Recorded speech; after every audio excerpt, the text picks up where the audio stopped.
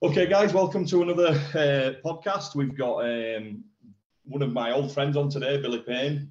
Hi, guys. Absolute freak of a guy. For any era, I can assure you, you won't believe what Billy looked like. So, how are we doing, Bill, anyway? I'm very good today. Pleased to be on the podcast. So, nice one. We appreciate it, mate. So great. So, I just wanted to get started, Bill. We had a quick conversation before this. I came to Body's Gym a little bit later on. There were already quite a group of people there. And you just started training with Dorian at the time, which, because I remember us having a conversation once on one of the little benches down in Body's reception. And you were quite, I don't know if you remember that, but you used to be quite nervous, didn't you, before you went down for the workouts? Absolutely. Yeah, I can remember you saying that you felt physically sick in the car sometimes. With good cause. yeah, exactly. So I just wanted to start with how you sort of got into it and then how we got up to that point, so to speak, with the training and everything else. Okay, so I mean, like most bodybuilders, I started maybe when I was about 12 or 13. Yep. Yeah, I thought having muscles was the answer to all my problems. Didn't we all? And I had a good friend whose father introduced me to weight training, really. I'd been doing the Charles Atlas thing, dynamic tension. I'd saved it from my pocket when I'd sent off for this course, and I was into it. I was training every day like a machine, you know. I was trying to improve my diet. I was doing the dynamic tension. I was getting a little pair of abs, some guns, you know, and I was very pleased. And of course, you know, when you focus and you dedicate on anything, you're going to get results. Yeah. But there was very little information out there. And I came across the old Muscle Builder, Joe Wither's original magazine before Flex. And there was a picture of Robbie Robinson. And I couldn't believe a human being could look like that. Yeah. I really couldn't. I was blown away. I was blown away by it. So every month it was a religious act to go in to buy my sort of bodybuilding magazines. And of course, I would read the routines that Robbie Robinson was doing at the time. It was 6 days a week, and did a double split. They were doing 20 and 30 sets of body power. And it was all the weird principles of quality training, no more than 30 seconds rest in between. And I took it as gospel. Yeah. And off I went. I launched myself as a school kid. I used to work at a butcher's part-time, so I kind of got meat and protein, so I could really eat well. And I'd get on the bus and I'd travel from Halifax to the Huddersfield Sports Centre, 6 days a week. And I'd be doing 20 sets of body part, following the Robbie Robinson double split, or certainly single split. I couldn't do the double split. And I was exhausted, you know, because that's kind of, you read the magazines, you develop this picture of what you think they're doing, and, you know, that's what I did. And before long, I was burnt out. I was really burnt out, overtraining. And of course, the expense of catching the bus, going to Huddersfield every day of the week was getting much. And we had a local gym in Halifax called Olympic Health Studios. And the manager there was Brian Rayner, just a really good guy. And he was a mentor to me. And they had introduced this new system into the health studios, which is based on astronaut training. And it was advertised as this Astra training, which basically was a whole body workout, high intensity, short duration. So anyway, Brian took me, I'm a 13-year-old kid who I've read everything about bodybuilding. I'm now doing 20, 30 sets of body parts 6 days a week. And he sorts all that. He training every other day. You know, you're doing 3 sets, you know, per exercise, 2 or 3, 9 sets. It was much less. And I started growing like a weed. I really did. And I discovered the health studios didn't allow squat stands. They didn't want to promote any sort of huge bodybuilders, squatting or anything. But they had a pair of squat stands in the back room. And on a Saturday night, the club closed, we'd get them out. And I'd be able to stay back because Brian was the manager. And I'd be training with this sort of small group of hardcore trainers, which was great for a 13-year-old kid. And I discovered that I was a machine at squatting. I could move like a long distance. And I loved it, and I trained really hard. These were grown men. I was a kid. I provided the enthusiasm and a never say die attitude because I was a young kid. And they loved my enthusiasm, and this really brought me on. But eventually I kind of progressed from there. The gym was one of these that opened on a Tuesday and a Thursday for men, and then a Monday, Wednesday, Fridays for women. Yeah. And in fact, it eventually went out of business. And by that time, I'd founded a bodybuilding community. I discovered there was one in Huddersfield Sports Centre, which is kind of like a Huddersfield clique, where I met Kev Taylor and, Bob Kirk and lots of sort of pretty good bodybuilders over there. And then there was a smaller clique in Bradford. We all trained at a gym called Phoenix. This is where Ian Harrison trained, Basil Francis, Alan Guest, all sort of top guys in our area at the time. Yeah. In the meantime, Mike Mensa kind of hit the scene. And I was all about this sort of thinking man's bodybuilder. I really, after the 6 days a week training fiasco with Rob Robinson, I decided that clearly that wasn't the right way to train. Certainly not for a 30-year-old kid anyway, or bodybuilder for that matter. And so I started kind of researching things, and Mike Mensa landed on the scene at that time, and he was pushing this heavy duty training. And of course, nobody could accept that he could build the Mr. Olympia physique going one set to failure on an exercise. And this was the big thing. But I was convinced by his argument. So I became an avid follower. And in fact, I was probably the only bodybuilder in my area that was doing that at the time. Everybody was still doing the volume training, and various sort of other methods that were around at the time. But I was a dedicated advocate. Also a dedicated advocate of eating less protein, because everyone was just eating 500 grams of protein. I mean, it was difficult enough eating the food I was eating at the time. But I rejigged my diet. I was very, very disciplined. Bodybuilding for me was about measured, disciplined eating, precision eating. I recorded everything. I sat down, I prepared for my workout, sat my own black coffee, thought about what I need to do. And it was about getting stronger, but also generating that effort that I needed to progress. And that's what I did. And it worked really well. And it really kind of suited my personality at the time. I wanted to make it a big bang and then leave. I'd had enough of that 2-3 hour workout 6 days a week. When you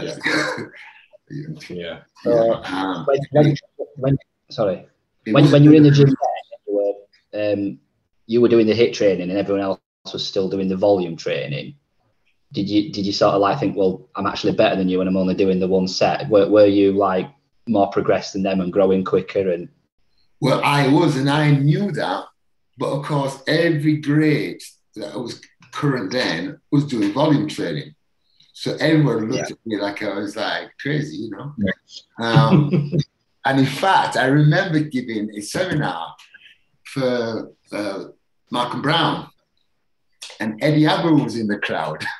And Eddie was a unit, he was just dead big as a house.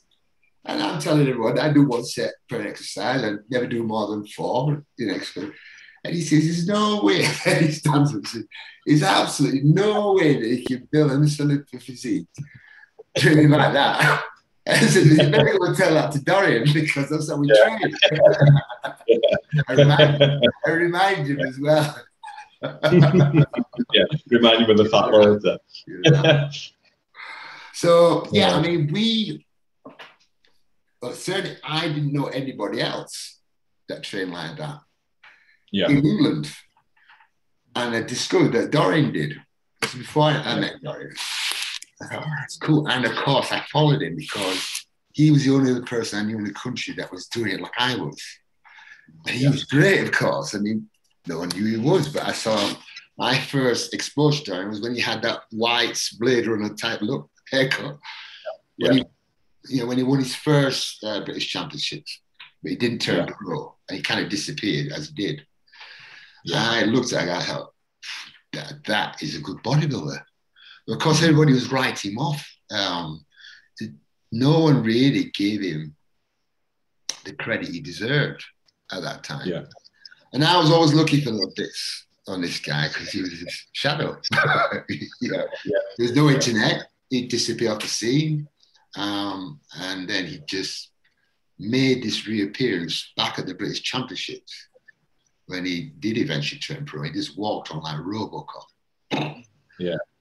So there you are. There you are. Yeah. Clearly he's been in his dungeon, just working away. And that's what he delivered. So I didn't actually get to meet Dorian until I did the Nottingham qualifying. He was presenting the trophies. But he sort of invited me down to Birmingham to train. And we did. Yeah. And it was a fantastic time. I mean, you know, the opportunity to sort of live, train, interact with the greatest bodybuilders ever lived on a personal daily basis and see how he's done in the real was beyond price. It really was. And I understand 100% why he's the greatest bodybuilder. Because he had this discipline, you know, and he set the standard for that. You could set your watch by him every day. You know, what time he'd be getting up, he would iron his own training kit while he's mentally preparing.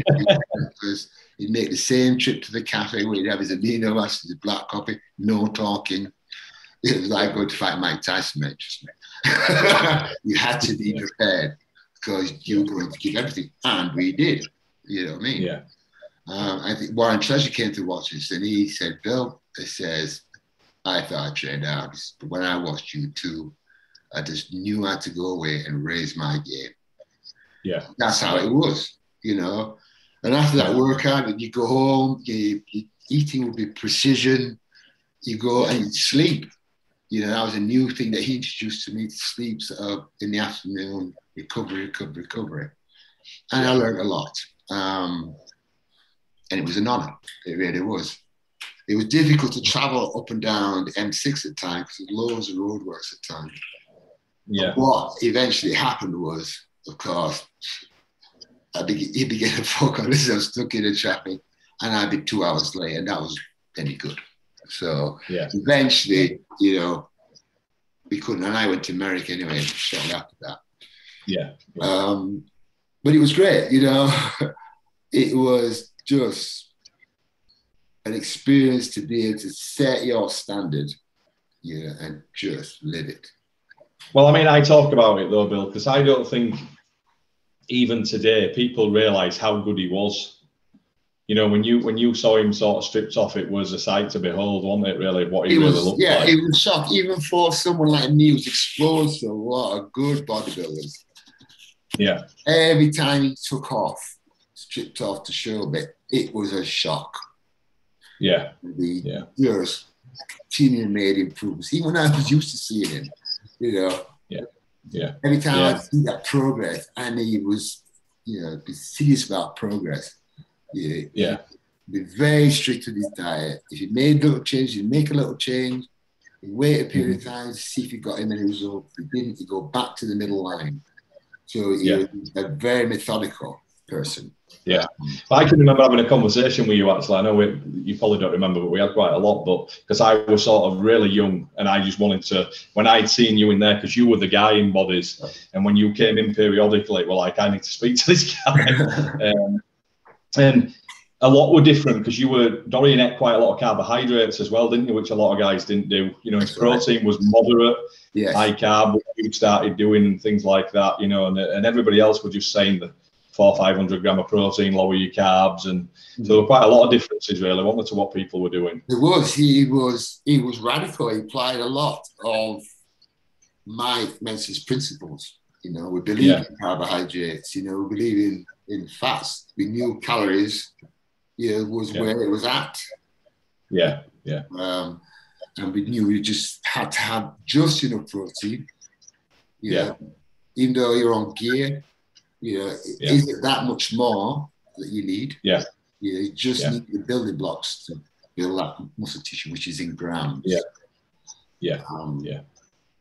And we were prepared to listen to any voodoo stuff about bodybuilding, which there was plenty of that stuff about, it still is. Oh, absolutely. Yeah, because the first time I ever saw you, actually, you came in and you trained legs. And I thought I were doing the high intensity thing, but you did it a completely different way around. You came in, Guns N' Roses were blasting out as always, but you came in and you did. You actually started with calves. Yes. You did a standing calf, a seated calf. Then you went over and did lying leg curl, and then from the lying leg curl, then you went on to like I think you squatted or you hack squatted, and then you extensioned and you were gone. Yes. You know, that's how it went. It went through like that. But you know, you were just enormous compared to everybody. That was the thing, you know. But yeah, I could still never work out how. I mean, don't get me wrong. Body's gym were a great gym in the sense of that people were there to work, which you don't see that very often now. Everybody were in there training hard, but there were still people still doing quite a lot of volume, even though you were the guy coming in and doing the sort of very, very few sets and you were gone, you know. I used to think, I don't get why they are doing that. People really can't get the mental mindset for proper blood and guts. That's the issue. Pushing that hard, So volume training is easier, mentally easier, physically easier, you know. And bodybuilders don't really want to get away from that comfort zone. Whereas, blood and guts requires a mindset that you need to go dark. I call it going dark. And being commit to that effort. We've heard Dorian, say 1,000 times, if someone had a gun to your head, could you do another rep? It was that attitude. And I prepared for that mentally. But with good form and everything. With good form and everything as well, though. The form was the safety mechanism.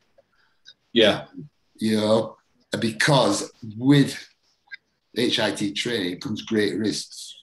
You're redlining every time.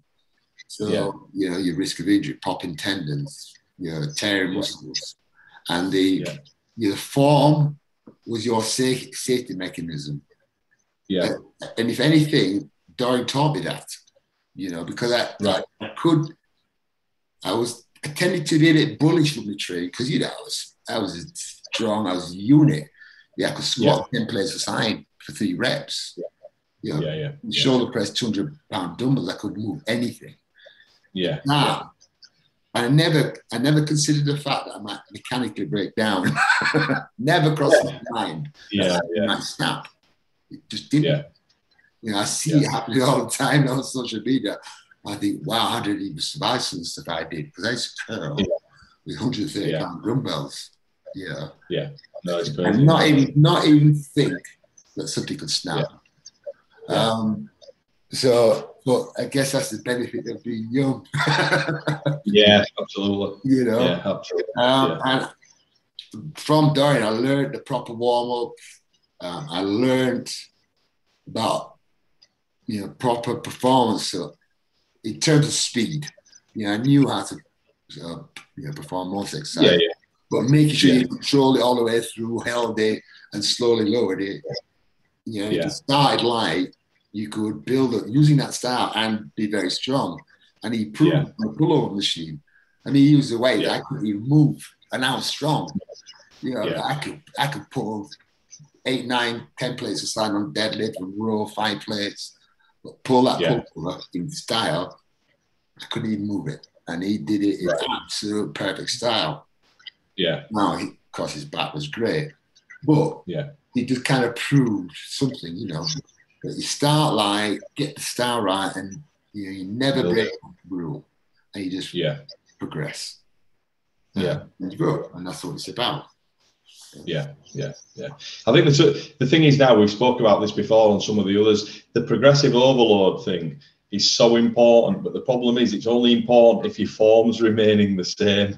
There's so many do it now, but that's the be all and end all. I have to get that extra rep or more weight. But are you really using the same form as you were using before? Correct. I mean, we try to generate failure in the muscle targeting. If you start throwing other body parts in, you're kind of taking the load off. Let's go a bit further. I think it's too much. I mean, there is a sort of trade-off with HIT. You really got to be disciplined in managing your recovery and knowing not to apply the extra force reps or the beyond failure type training too often. And I made a mistake because, I mean, I was in that zone, I was trying to drive, never any backing off, never taking foot off the accelerator, forward only. It was a mistake. I'd have been better cycling a bit, or having someone that said, "Listen, Bill, take your foot off." How did you do that, Bill? Because when I've spoke to Dorian before, he said that you kind of blasted for about 5 weeks, and then he started to feel a bit burnt out, and then he'd do a couple of weeks where things just reduced down a little bit, and then he'd go again. Well, I think he said that, but he never practiced it. He said to me, Bill, because I said, where did you go wrong? He says, I just couldn't switch off. I couldn't switch that push off all the time. How do you do it? Well, you spent your entire life, your entire persona, developing this ability to drive no matter what. One said, if I lost my hand, going to Olympic, I'd still appear on stage. Well, he lost his bicep, and he proved it. He did. And he went on stage with one bicep, and he won. He didn't pull out. I would have probably pulled out. But that was the difference. He was just uncompromising. So what happened with you competitively, Bill? Because I remember there's those unbelievably famous shots. I was there then when you did those shots outside bodies. I would say I had never any desire to compete. Never. No. I really didn't. The shows that I did do were consequences of my friends saying, "Oh, you must do this, you should do this." I kind of acquiesced to that. But bodybuilding for me was the lifestyle. If I never set foot on the stage, it would never have bothered me at all. And in fact, it was a bit of an unpleasant sort of experience for me because people had these expectations of me. For me, I was just doing my own life, living like a gym rat. People seem to think like what I did, and I was happy with that. But when competition came into the framework, now I'm expected to deliver. And now in my head, I'm trying to deliver the condition of Rich Kaspari, who was the man at the time. I'm trying to kill him big. And all those things, I'm setting impossible standards for myself. So now I'm putting an enormous amount of pressure on myself. Self-inflicted, of course, just because I want to deliver, and he made the whole experience pretty unpleasant for me. He really did. I think it was because as well, though, people knew that what you could do. Everybody thought you would just walk in, turn pro, and be on Mr. Olympia stage, 12 months later or whatever, which it was definitely doable for you, wasn't it, really? But you didn't have that in you that you wanted to do that. I just didn't want it. I just didn't want it, you know, and that was the simple truth of it. You know, I wanted to train, I like getting in shape, I like, you know, developing a scene in my head, but I had no desire to go put it on stage, you know, and, you know, be adored or whatever. Or, I was never comfortable with that rock star image at all. Yeah, fair enough. So if you could then, Bill, going back, what was sort of a typical day, say when you were training with Dorian or when you wasn't, to do with your eating and your workout? I had a drill, yes. So I'd be up every morning and I'd be up about 7 o'clock. Yeah. I'd do my sort of taking pills, operation, not many about the gear course.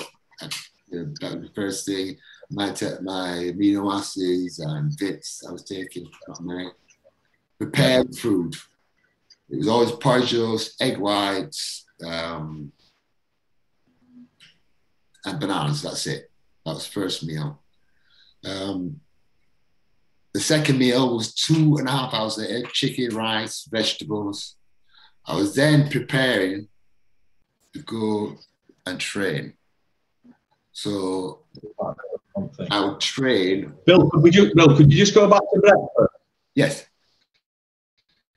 Go back to what? Just go back to breakfast.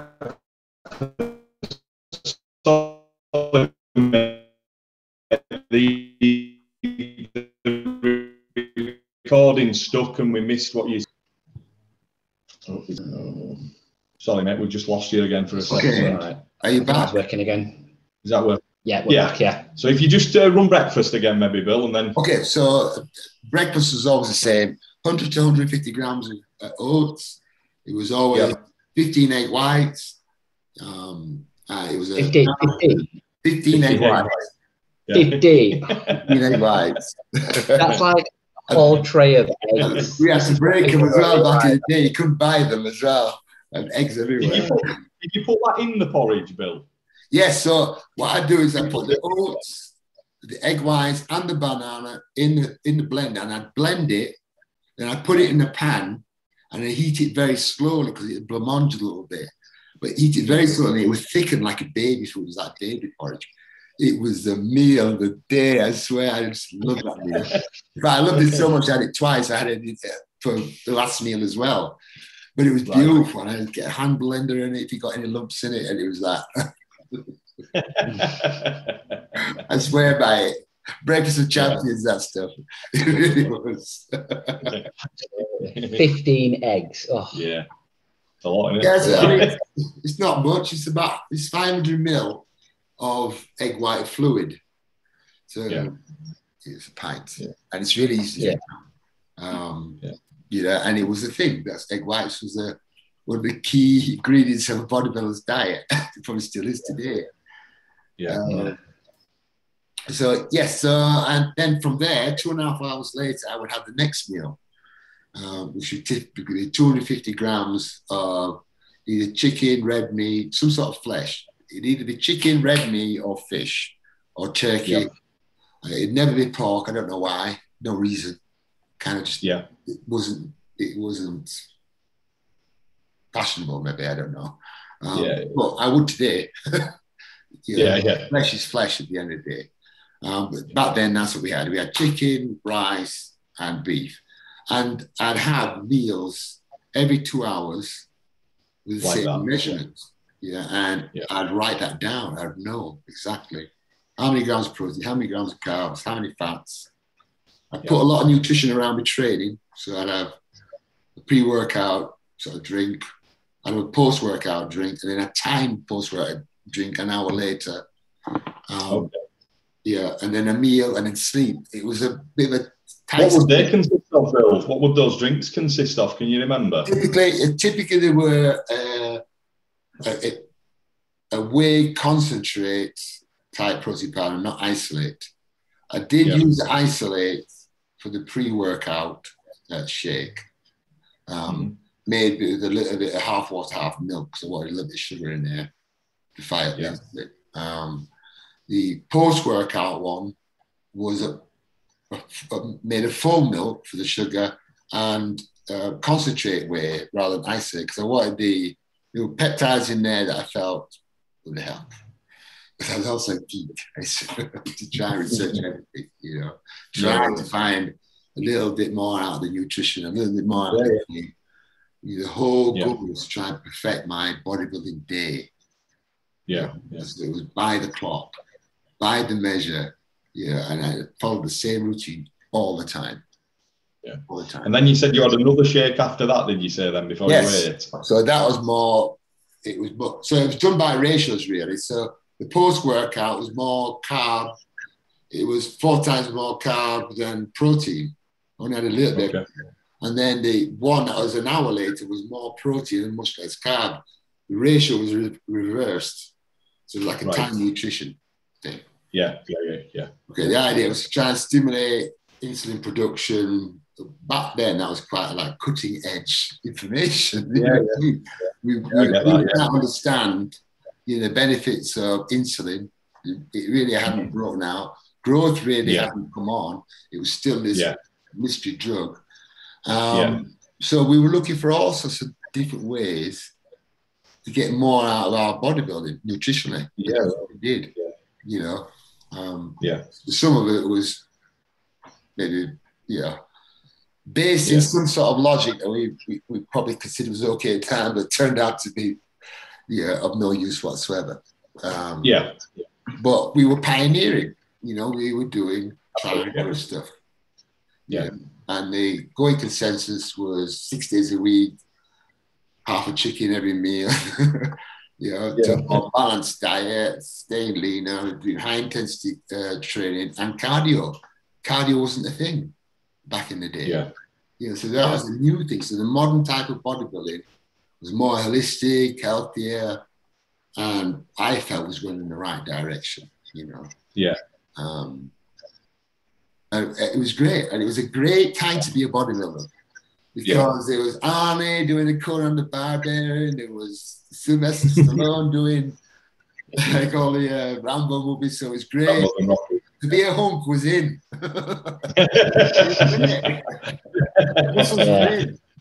It was a great time. So what were the rest of your day nutritionally then, Bill? Sorry? What was the rest of your day nutritionally then after that? Same sort of meal? It was exactly the same. So each meal was fundamentally the same. The only variety I might have, the macros were the same. I just changed what source of protein it was, what sort of carbs it was, and what sort of veg it was. It was always going to be a green type of veg. And it rotated between 2 or 3 different sources. So it was very plain eating. Fundamentally a chicken, rice, vegetable diet. 5, 6 times. Would a non-training day be the same, Bill? Yes. Apart from maybe the shakes or... Yes, it changed nothing. I did those yo-yo type exercises during a dieting stage. Right. I don't really think I gained anything more out of it. I tried all sorts of depleting, loading, all worked great, but fundamentally no much more different than kind of just calories down, What about cheat meals, Bill, as they call them these days? Did you let yourself have something a couple of times a week? I had a binge drinking on my I mean, first of all, it started off as a cheat day. But that soon became unsustainable because I'd been training all week for the big one cheat day. And I'd be 3 stone heavy the next day, man. I'd eat so much. So I decided one meal. And we'd go out and we'd have that meal. And that's how it is. I kept meals all the same, except on a Saturday night, or was it Sunday night? I think it was Sunday nights because I used to work doors on Saturday. So Sunday night I go out with the wife and we go and have a meal. And it'd be Monday. So that's how I worked that. And not when I'm dieting. That didn't happen when I'm dieting, only in the off seasons. So what would be like a typical session then, Bill? Training session, just as an example, whatever body part you fancy. Okay, so always the same. I'd spend half an hour at least sitting on my own with a black coffee, mentally preparing. And I'd go in there, the warm-up would start. 10 minutes on a TV station. either stationary bike, walker, rower. Typically it was stationary bike because I could talk to my partner. And what the idea was to raise my body temperature up. Okay, so make everything a bit more elastic. Then I did my stretch routine, and I'd focus on whatever body part I was training that day. So, and I stretched. So the whole warm-up preparation would take 15, 20 minutes. Yep. Okay, and then, if it was, say, it was chest day, because it always is on a Monday. We start off, we put one plate on, little warm-up, 10 reps, just get you mentally tuned in. It wasn't a set we counted. A warm-up set is never, ever counted. We do as many warm-up sets as we need till we think we're ready for the big one. Typically, we do 2 or 3 warm-up sets on the first major exercise of the workout. So we might do 1 plate, 2 plate, 3 plates aside, 4 plates aside, then put a bit more on for the big set, the failure, force reps. Once we've done that and we've driven it into the ground, we then have rest. My big problem was I never rested enough. I developed this habit from following the Robbie Robinson quality training principle when I was a 14-year-old. The 30 seconds rest. I brought that with me as a bad habit. I did learn to rest more. So I would deliberately take time to rest before I moved on to the next exercise. The next exercise will only be 1 warm-up, just to it typically be flies or incline. Sorry to interrupt you, Bill, there. What was kind of the probably average repetition range? Just so people know. Yes, I was always work for 6s. Okay. If I didn't get 6s, I would feel it was a bit of a powerlifting workout. If I got 5, that was acceptable. If I got 4, it was too heavy. Right. Or I hadn't rested long enough. Because there was a period of time I kind of evolved into the 1 set, Initially, I was doing 2 working sets per exercise. Because I couldn't let go of this volume idea, we'd all been brought up to do more sets, and I just couldn't quite let go of it. And both me and Dorian did the same. We couldn't quite let go of the volume. But eventually we both found that the 2 sets was just too much to cover. I could do what I need to do with the 1. After I'd spent some time developing that ability to really mentally focus. Because when you first start it, it's easy to do the 2 sets per exercise. But as you get stronger and better at it, you can hit it with a 1, and you can do it with less exercises. I would say. So the greater your ability to generate intensity gets, the less work you must do. Absolutely. It really is. And that's hard to do. We can't comprehend that though, can we? That's really hard to do when you do know it. You should back off, you should rest. It's a real discipline in just managing the states of mind. When you try to strive for something that's exceptional, you try to be the best in the country, or you try to achieve this exceptional thing, which it is. It's a real mental exercise in trying to balance these state of minds. Because you never think you're dying hard enough, you never think you're training hard enough. You could be doing something different to get this look. Or why does he look so good over there? I'm looking flat today. All those sort of things you're dealing with all the time. And it's just the natural game. That's what you do. So sorry, go on. No. So when I'm training with Craig, he says there's a point where people don't actually realize they go to failure, and it takes years of practice and doing it to actually get to that point where you have actually failed. Your mind fails before your body.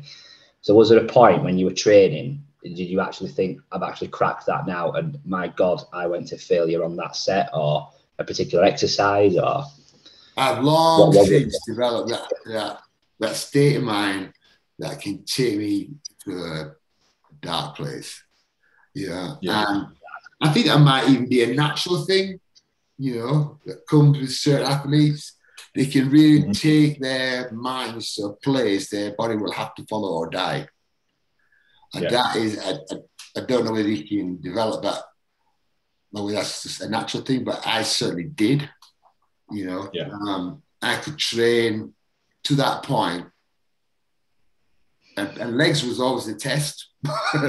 Legs was always the test. You know, I could do those video makers for fun.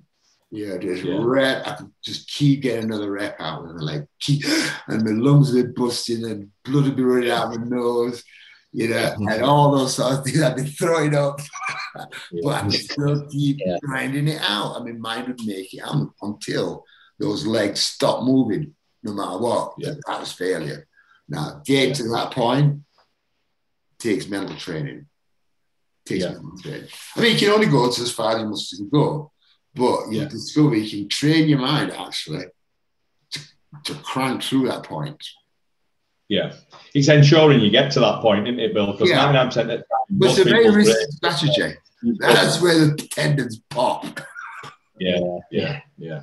And then it's ensuring the recovery process, then, isn't it? I mean, when I know you came to the gym, when I had Tom Platts over, people used to go on. He says people always talk about his legendary leg workouts and things, but he said people didn't realise that he did that twice a month.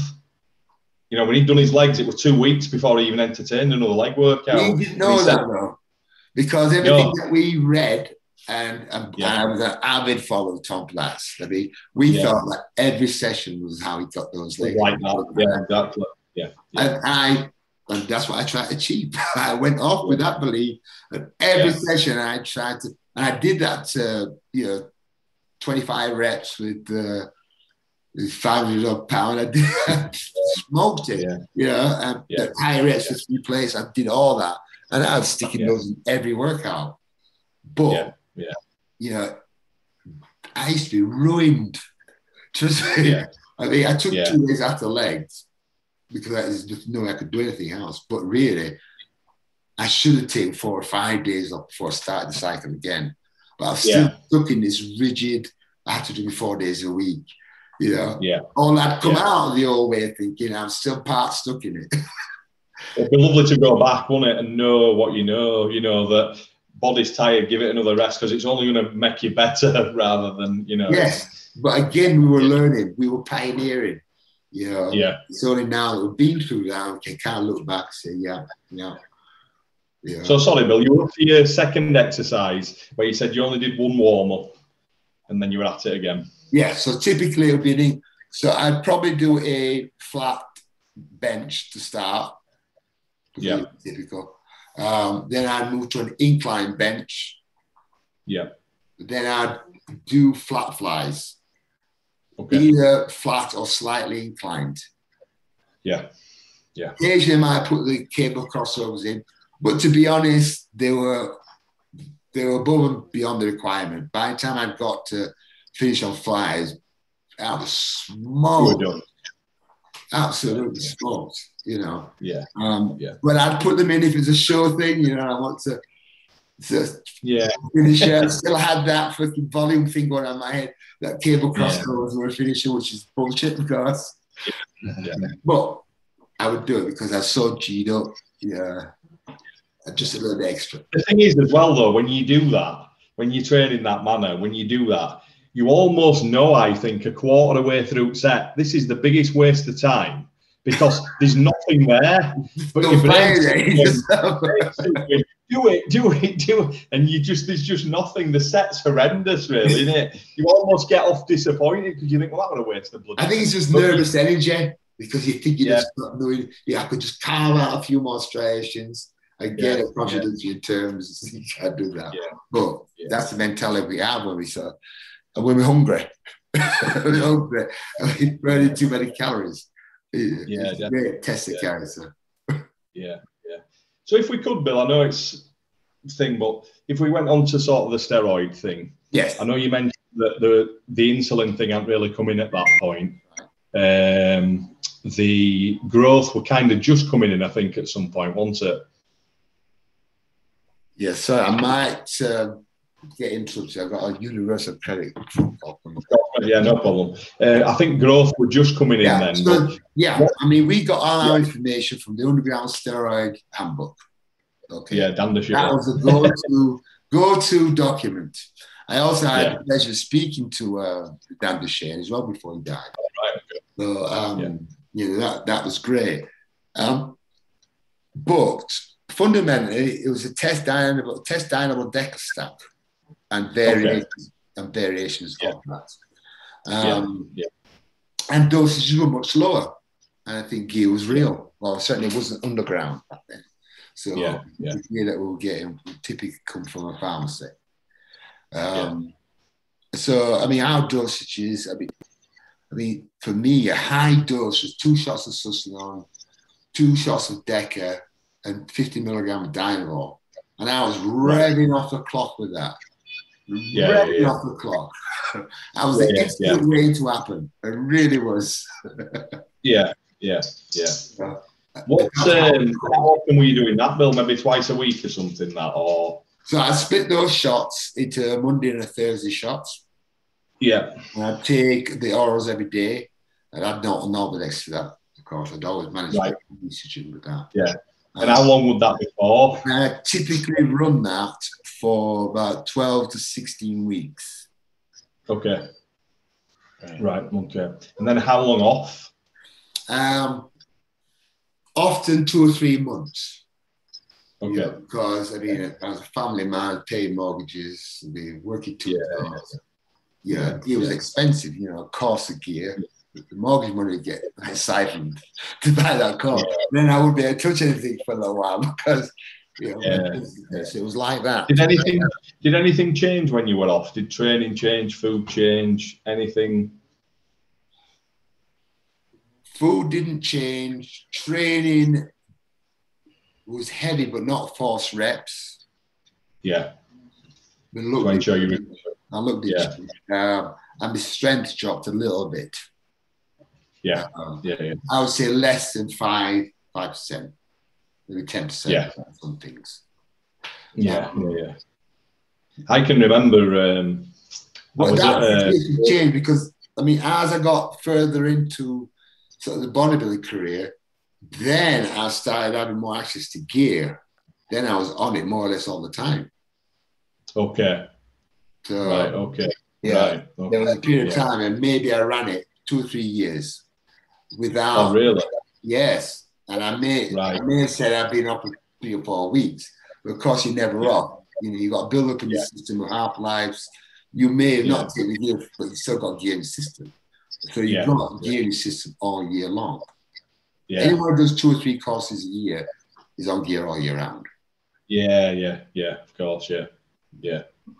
But I can remember when you were opening your gym, and I was at I think it were Warrington show, and I was there with my brother, and it was about 6 weeks before you opened your gym, right? And you came and sat outside of us. And you'd lost a hell of a lot of weight at that point. You know, when you were saying, Jim, I don't know if you remember, but you were about 14.5 stone. Ah, yes. And you came and sat next to us and you says, come to the opening, come an hour early and have a wander around before people get there. And 6 weeks to the dot later, I knocked on the door. I told you the story already. I knocked on the door and you opened the door and you was 19 stone. Yeah, baby, that was me. Like, how is that even possible? You know, it was just crazy how much you rebounded back. It was just nuts. Yeah, I could do that often. And throughout my life, I did that. You know, I mean, I lose a lot of weight for whatever was going on in my life at the time. And then as soon as I returned to that drill, 5-6 times eating a day, came back up. Just straight back up, you know. And that's throughout my sort of adult life. I've done that, you know. I mean, I'm not always been 19 stone. You know, drilling you got to do to keep that is horrendous. You know what I mean? Did you do any cardiovascular work, or were you not doing any at that time? I would say I only did cardio work if I was preparing for something. It was never part of my sort of standard work. I would say in the off season, never. Like you say, but when you're training that hard, your cardiovascular's, you know, you're breathing that hard. You know what I'm saying? So I'm not worried about fitness at all. Except I was very heavy. And I got to 22 stone, and that was heavy. That was hard work, walking about. Yeah, because how tall are you? 5'8". Yeah, I thought you were. Yeah. 22 stone at 5'8". That's crazy, isn't it? That. Yeah. It must have just been. Just to go back then, Bill, before we sort of wrap up and things, you know, you mentioned sort of, I know things were much more basic then, but what was sort of a supplement routine for you then at that time? You know, as in... So I never spent money on supplements. From time to time, I was sponsored by, some supplement companies, and I was given stuff by that old supplement company, Dave, what's his name? I can't remember him now. He used to give me desiccated liver and those type of things. But I was never doing supplements, right? Yeah. Supplements never did niche. Okay, I bought supplements because Joe Weider was telling me that's how these guys got big. Yeah. And I believed it. I did. But I still discovered that it had absolutely zilch. Food was what it was about. Supplements, nothing. Drugs do. Yeah, the food in. And heavy training does. That's it. Yeah, absolutely. So the training wise mainly then was, I know you still follow a similar thing when you're training now, so but 99% of the time were it like positive failure sets, and then sometimes you added some forced on or negs on or yes, I'm much older now. I manage recovery better. I do like that runs that you get into the forced reps and drop sets, but I can't run those too often. I'd like to I'll do that once a month maybe. I'm feeling cocky. But it's all you need, really, isn't it? Even when you were younger, really, because you like you said, we didn't realise at the time that when you were that fatigued, it wasn't the best thing in the world, really, was it? You know, you'd breathe yourself into the ground. That was you had to put maximum effort, maximum results, not train smart. You know. And it's more about training smart these days. I mean, if I had my time again, knowing my knowledge, I'd do it a whole lot different. I still use HIIT training, but I manage that recovery better. Your diet wouldn't be 6 meals a day, be 4 meals a day. Because it's unnecessary, isn't it? We don't need to be like force feeding system. Would you still be doing the much sort of higher carbohydrate, moderate protein, sort of lower fat type diet? Yes, I think I'd probably not have as many carbs. I'd probably play with the carbs and the fats. They're both fuel. One's a fast acting, one's a slow. I'd probably raise the fats a little bit more and drop the carbs. A little bit, Just have enough for replacing glycogen and doing sugar stuff that I might need. But I think fats are a good thing and need to be included in diet to keep it stable, keep the appetite stable. Anything you'd do different, even with like the gear situation, knowing what you know now? Would you have changed that or maybe stayed the same? We use moderate amounts. Because that's what we could afford, and actually that's what worked. And in fact, I couldn't imagine taking any more than I was taking at the time. And that was well, I mean, I want to ask you what you think about today's guys, because I am absolutely mind-boggled by the amount it's taken. I don't like the IGF insulin growth combination. This look is the bloated bellies. They have gained extra muscle, but it's spoiled the look and it looks soft. No one delivers a condition anymore. So I don't. Well, the thing is, though, when I came into it, and you were just ridiculous when I got to that gym. As I've said to George and people before, training was everything. Yes. How we trained was everything. Then it was how good can my food be, and then if people were using drugs, they were using drugs as the icing on the cake. Now, when you talk to people, the cake's the drugs. Yeah. Then it's how much food can I eat, and then I might go to the gym and do a bit of training. Genuinely, that's how it is now. And we're seeing that. We're seeing that in the results, really. And the training they do is terrible as well. That's the thing. It wouldn't be so bad if the training was still really hard, but it's not. Well, just wasting efficiency. They're not being efficient. The information that is there to be sort of efficient. Just have faith in what you read and the common sense of HIIT training balance nutrition, make sure you warm up and mobilize properly, do everything strict, the positive failure, do some of the high intensity beyond failure stuff occasionally, and really manage your recovery. That's what it is. Yeah. Did you say you were doing 4 days a week, Bill, at that time? I was, and that was too much. Was that each body part once a week? So Monday, Tuesday, Thursday, Friday, everything was done in that sort of 5 So days. what would you, if you could go back, what would you change as far as the recovery side? Would you maybe do 3 days a week, or? Definitely 3 days a week, and I'd be variable with the amount of days rest I had in between workouts. So particularly if a back day was particularly brutal, I might have 2 days rest. Yeah. Or 3 days at rest for me. If I did just can't leg session, I have 4 days rest. That's what I should have done. I can't tell people that. They'll look at me like I've gone round bend, but it's so important, isn't it? That rest. It is. You don't grow in the gym. To be honest, I'd have difficulty accepting that if you were telling me back in those days. But if I had an experienced coach who I respected, then that's where I would benefit from. In fact, if there were coaches available back then, which there weren't, because we were all pioneering, we were all learning ourselves. And was able to say, this is the reason, this is the science behind it, you know it. Yeah. You just know you are back off like that would be great. That'd progress a lot. That's the benefit of having a good coach. Yeah, absolutely, mate. Yeah, absolutely.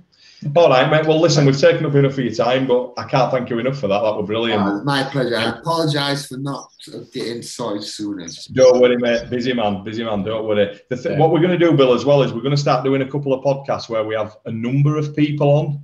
So if you fancy that at any point, let us know. So we'd get probably somebody like you, Ian Harrison on, and a couple of others. And that'd be great. I'd love to see all those guys. Yeah. Great stuff. All right, mate. Well, listen, thank you very much. I've been doing the recording.